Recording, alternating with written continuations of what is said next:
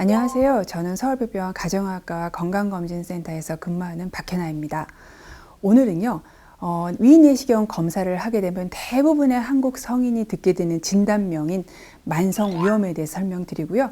이 만성위염이 위암검사랑 무슨 관련이 있는가에 대해서 설명을 드리도록 하겠습니다.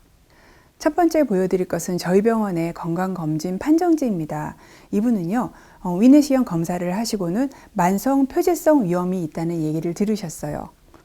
또 다른 분은요, 만성 위축성 위염이 있다는 얘기를 들으셨고요. 그 전년도에는 만성 위축성 위염뿐만이 아니라 장상피하생이라는 다소 굉장히 생소하고 어려운 진단도 받으셨어요. 이게 한국 분들이 가장 많이 받게 되는 위내시경 진단입니다.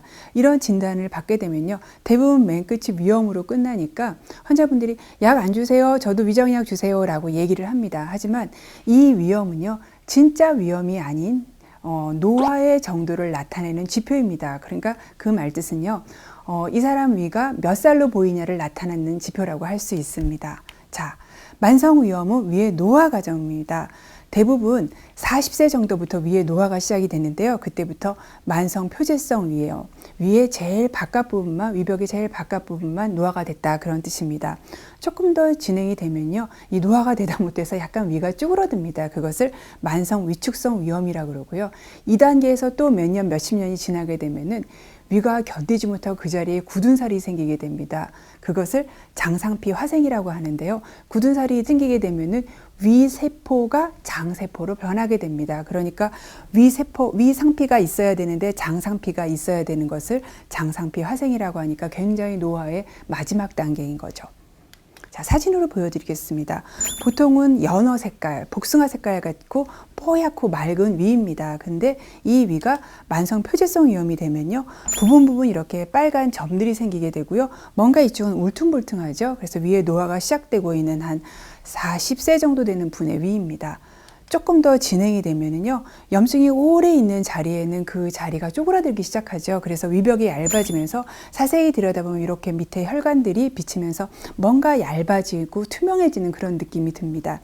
이 단계를 지나가게 되면은요, 위세포가 장세포로 바뀌게 되는데, 장세포는 위세포랑 모양이 달라요. 그래서 이렇게 돌담병 모양, 회색, 밝은 회색 돌담병 모양의 색깔이 생기게 됩니다. 그런데요, 위가 늙기 시작하면은 가장 큰 문제가 위암이 많이 생긴다 그랬죠. 만성 표재성 위염까지는 별로 위암의 위험도가 많이 증가하지 않는데요.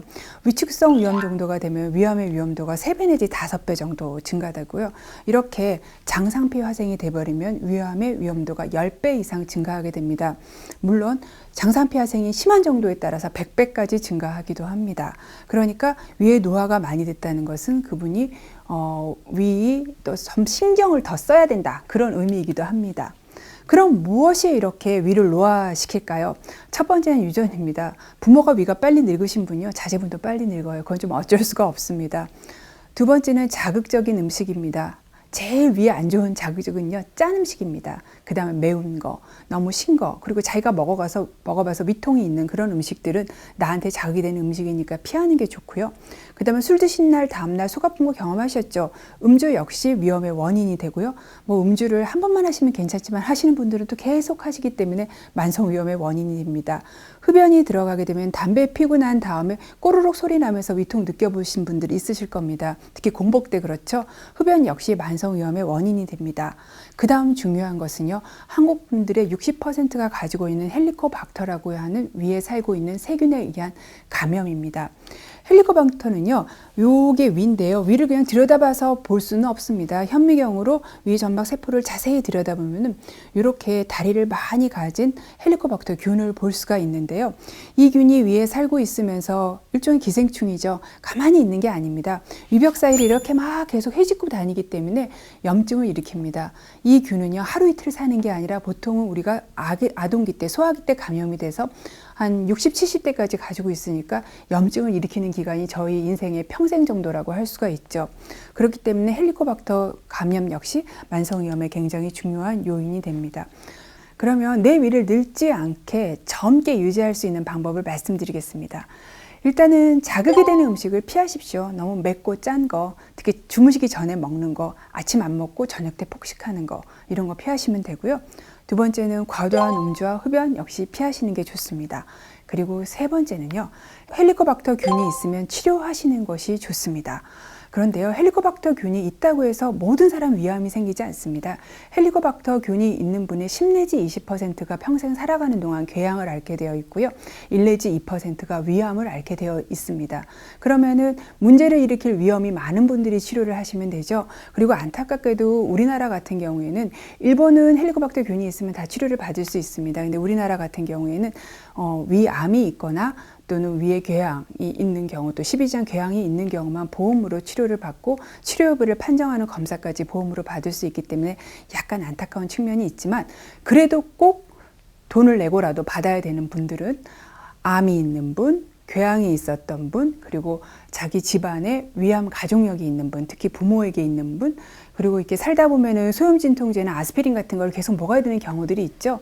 그 경우들의 위 궤양이 굉장히 많이 생겨서 1년에 100명 중에 2명 정도가 응급실로 장 출혈로 오게 됩니다. 그런 분들 역시 그런 약을 시작하시기 전에 헬리코박터 제균을 하고 약을 시작하시는 것이 좋습니다. 자, 그럼 벌써 내 위가 늙었어요. 그럼 어떻게 해야 될까요? 자, 앞에서 말씀드린 더 늙지 않도록 하는 노력들을 쫙 다 하시고요.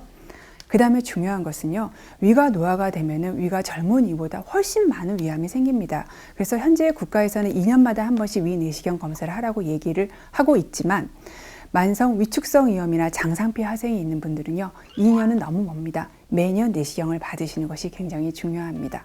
이상으로 제가 만성위염과 만성위염이 위암에서 어떤 관계를 가지고 있는지에 대해서 설명드렸습니다.